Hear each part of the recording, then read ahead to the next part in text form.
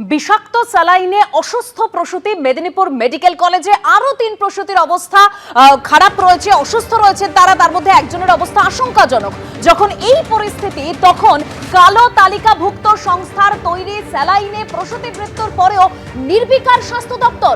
যে বড় খবরের দিকে আমরা নজর রেখেছি, রাজ্যের বহু সরকারি মেডিকেল কলেজে এখনো চলছে পশ্চিমবঙ্গ ফার্মাসিউটিক্যালসের স্যালাইন।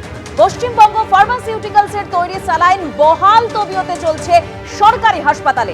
বিস্তারিত তথ্য জানবো আমাদের প্রতিনিধি সন্দীপ সরকারের কাছ থেকে। সন্দীপ, এই কালো তালিকাভুক্ত সংস্থার তৈরি স্যালাইনে প্রসূতির মৃত্যুর অভিযোগ যেখানে সামনে আসছে, যেখানে বিক্ষোভ দেখানো হচ্ছে, তারপরেও এই স্যালাইন ব্যবহার করা হচ্ছে নির্বিকার স্বাস্থ্য দপ্তর। দেখো, স্বাস্থ্য দপ্তরের তরফ থেকে যে নির্দেশিকা জারি গত 7ই জানুয়ারির নির্দেশিকা, যে ইতিমধ্যেই রাজ্যের ড্রাগ কন্ট্রোল বিভাগ পশ্চিমবঙ্গ ফার্মাসিউটিক্যাল সংস্থা তার উৎপাদন বন্ধ করার নির্দেশ দিয়েছে। তার ফলে এই সংস্থা আমাদের রাজ্য সরকারকে যে 14 ধরনের ওষুধ সরবরাহ করে থাকে, 14টা আইটেম তার সরবরাহ করে থাকেন আমাদের রাজ্য সরকারকে, স্বাস্থ্য ভবনকে। তো এই 14টা আইটেম এই মুহূর্তে এই সংস্থার তৈরি প্রোডাক্ট ব্যবহার করতে নিষেধ করা হয়েছে। এই নিষেধ কাদের কাদের করা হয়েছে?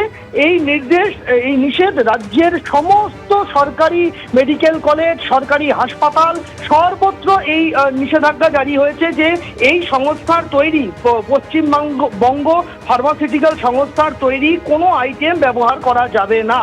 কিন্তু বিকল্প হিসেবে তাহলে তারা কি করবেন? বিকল্প হিসেবে যেটা সরকার বলে দিয়েছিল যে লোকাল পারচেজ করে নিতে তারা বলেছিলেন, যে আপাতত বাইরে থেকে, বাজার থেকে কিনে আপাতত চালাতে বলা হয়েছে। যতক্ষণ নতুন সংস্থাকে নির্বাচন করছেন সরকার, ততক্ষণ পর্যন্ত এই সংস্থার সরবরাহ করা জিনিসগুলো খোলা বাজারে অন্য কোম্পানির প্রোডাক্ট কিনে চালাতে বলা হয়েছিল। কিন্তু যে ছবি ধরা পড়ছে,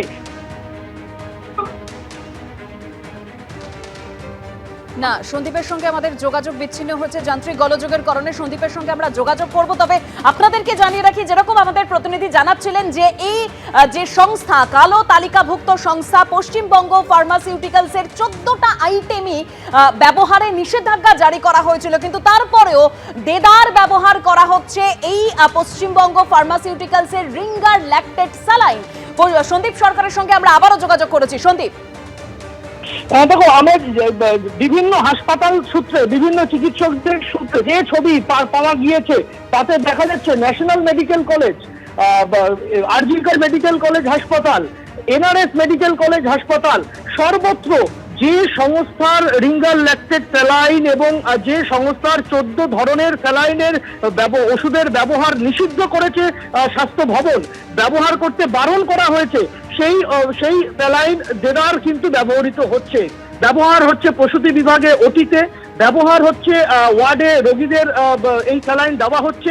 শুধুমাত্র রিঙ্গার ল্যাকটেট নয়, পশ্চিমবঙ্গ ফার্মাসিউটিক্যাল সংস্থার তৈরি অন্যান্য যে সমস্ত স্যালাইন, সেগুলিও দেদার দেওয়া হচ্ছে বলে আমাদের কাছে বিভিন্ন চিকিৎসকদের সূত্রে পাওয়া ভিডিওতে আমরা দেখতে পাচ্ছি। ফলে স্বাভাবিকভাবেই প্রশ্ন উঠছে, যে সংস্থার প্রোডাক্ট ব্যবহার করতে নিষেধ করা হয়েছে 7ই জানুয়ারি স্বাস্থ্য ভবনের তরফে, তারপরে মেদিনীপুর মেডিকেল কলেজে এত বড় একটা কাণ্ড ঘটে গেল। এই সংস্থার তৈরি স্যালাইন, তার গুণগত মান নিয়ে প্রশ্ন উঠেছিল এবং সেই স্যালাইন ব্যবহারের জেরেই প্রসূতি মৃত্যুর ঘটনা বলে অভিযোগ সামনে এসেছিল। তারপরেও কিভাবে এখনো পর্যন্ত এই সংস্থার প্রোডাক্ট ব্যবহার হচ্ছে রাজ্যের প্রথম সারির মেডিকেল কলেজ হাসপাতালগুলিতে, কলকাতার বুকে? ফলে এই প্রশ্ন উঠছে।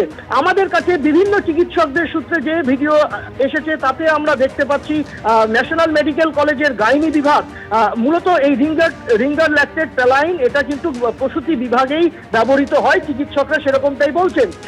ফলে ন্যাশনাল মেডিকেল কলেজ হাসপাতালেও এই রিঙ্গার ল্যাকটেট স্যালাইন আজও ব্যবহৃত হয়েছে প্রসূতিদের অস্ত্রোপচারের সময়, সিজারিয়ান সেকশনের সময়, অর্থাৎ প্রসবের সময় রোগীদের হাতের যে চ্যানেল আমরা দেখতে পেলাম, তাতে এই স্যালাইনের বোতল সঙ্গে সংযোগ করা রয়েছে। আরজিকর মেডিকেল কলেজ হাসপাতাল, সেখানে এই স্যালাইন ব্যবহৃত হচ্ছে ওটি কমপ্লেক্সে, সেই ছবি আমাদের কাছে এসে পৌঁছেছে বিভিন্ন সূত্রে। এনআরএস মেডিকেল কলেজ হাসপাতাল, সেখানে র্যাক বোঝাই করে এই স্যালাইন মজুত রয়েছে এবং রোগীদের দেওয়া হচ্ছে, রোগীরা পাচ্ছেন এই স্যালাইন। আমাদের কাছে হুগলির একটি হাসপাতাল থেকে চিকিৎসকদের সূত্রে যে ভিডিও আমরা পেয়েছি তাতে দেখতে পাচ্ছি সেখানে ব্যবহার হচ্ছে এই পশ্চিমবঙ্গ ফার্মাসিউটিক্যালসের রিঙ্গার ল্যাকটেড স্যালাইন। ফলে এই প্রশ্নটা উঠছে যে তাহলে সতর্কতা কোথায় গেল, কি পদক্ষেপ হলো? আমরা জানি যে গত বছরের মার্চ মাসে কর্ণাটকের স্বাস্থ্য বিভাগের তরফে অভিযোগ দিয়েছিল এই পশ্চিমবঙ্গ ফার্মাসিউটিক্যাল সংস্থার প্রোডাক্টের গুণমান নিয়ে দেশের সর্বোচ্চ সংস্থা কেন্দ্রীয় ড্রাগ কন্ট্রোল বিভাগের কাছে। তারপর তদন্ত কমিটি গঠন হয়। কেন্দ্রীয় ড্রাগ কন্ট্রোল বিভাগ, কর্ণাটক সরকারের প্রতিনিধিরা এবং আমাদের রাজ্যের ড্রাগ কন্ট্রোল বিভাগ, তিন পক্ষ মিলে যৌথ তল্লাশি অভিযান চলেছিল উত্তর দিনাজপুরের চোপড়াতে পশ্চিমবঙ্গ ফার্মাসিউটিক্যালসের কারখানায় এবং তাদের শিলিগুড়ির দপ্তরে, এবং তারা এই স্টেরিলাইজেশন এবং অন্যান্য যে গুণমান বজায় রাখা উচিত সেই গুণমান বজায় না রেখে তারা এই স্যালাইন উৎপাদন করছিলেন, ওষুধ উৎপাদন করছিলেন বলে অভিযোগ ওঠে, যে কারণে সেই সংস্থার উৎপাদন বন্ধের নির্দেশ দেওয়া হয়েছিল রাজ্যের ড্রাগ কন্ট্রোল বিভাগের তরফে। তারপর কেটে গিয়েছে 1 মাসেরও বেশি সময়। এই নিষেধাজ্ঞা, স্টপ প্রোডাকশনের নিষেধাজ্ঞা জারি হয়েছিল ডিসেম্বর মাসের 10, ঠিক 28 দিন পর 7ই জানুয়ারি আমাদের রাজ্য সরকার, রাজ্যের স্বাস্থ্য দপ্তর সর্বোচ্চ একেবারে সন্দীপ, তুমি আমাদের সঙ্গে থাকো। অর্থাৎ যে পরিস্থিতি, অর্থাৎ মেদিনীপুর মেডিকেল কলেজে এরকম ভয়াবহ পরিস্থিতির পর যেখানে সমস্ত হাসপাতালকে গত 7 তারিখ নোটিশ পাঠানো হয় যে এই যে পশ্চিমবঙ্গ ফার্মাসিউটিক্যালসের তৈরি 14টি আইটেম মানে যাবতীয় স্যালাইন ব্যবহারের নিষেধাজ্ঞা জারি করা হয়, তারপরেও কিভাবে ব্যবহার করা হচ্ছে এই স্যালাইন, অর্থাৎ কোথায় সতর্কতা, কোথায় পদক্ষেপ, এই প্রশ্নটা উঠছে।